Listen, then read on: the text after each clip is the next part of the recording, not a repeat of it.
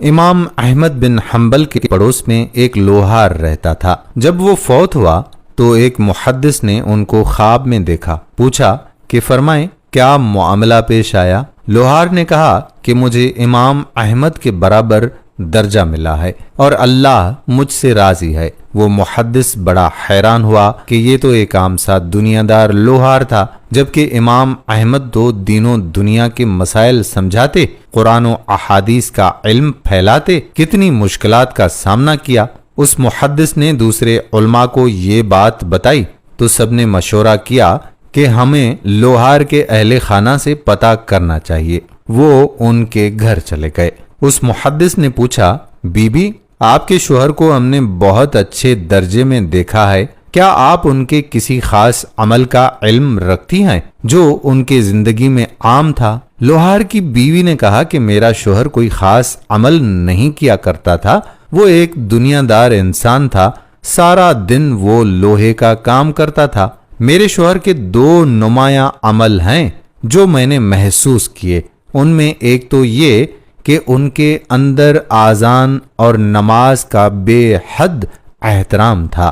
اگر وہ لوہے پر ضرب مارنے کے لیے کبھی ان کا ہاتھ اوپر ہوتا اور اسی وقت اللہ اکبر کی آواز بلند ہوتی تو آپ اسی وقت اپنا ہاتھ نیچے کر لیتے، وضو کرتے اور نماز پڑھنے چلے جاتے۔ دوسری بات یہ کہ میرے شوہر سارا دن دکان پہ مصروف ہوتے، رات کو ہم چھت کے اوپر سوتے۔ ہمارے پڑوس میں امام احمد بن حنبل رہتے تھے جو ساری رات قرآن کی تلاوت کرتے۔ میرے شوہر حسرت سے ان کی طرف دیکھتے اور ٹھنڈی آہیں بھرتے اور اللہ سے دعا کرتے کہ یا اللہ، میں بے حد غریب انسان ہوں، آپ سے میرا کچھ چھپا نہیں ہے، اگر میری کمر ہلکی ہوتی تو میں بھی اسی طرح ساری رات قرآن پڑھتا۔ کبھی کبھی میرے شوہر یہ دعا کرتے ہوئے رونے لگ جاتے تھے۔ اس محدث نے کہا کہ اذان کے ادب اور نیکی کرنے کی تڑپ کی وجہ سے ہی اللہ پاک نے آپ کے شوہر کی مغفرت کی ہے اور ان کو امام احمد بن حنبل کے برابر درجہ دیا ہے۔ دوستو، ہمارے بچپن میں جب اذان ہوتی تھی تو ٹی وی بند کیا جاتا تھا کہ اذان ہو رہی ہے۔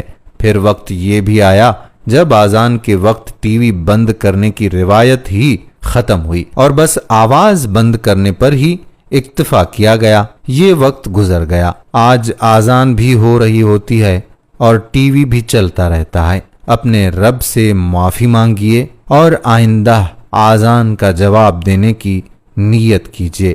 اللہ تعالی ہمیں صراط مستقیم پر چلنے کی توفیق عطا فرمائے۔ آمین ثم آمین یا رب العالمین۔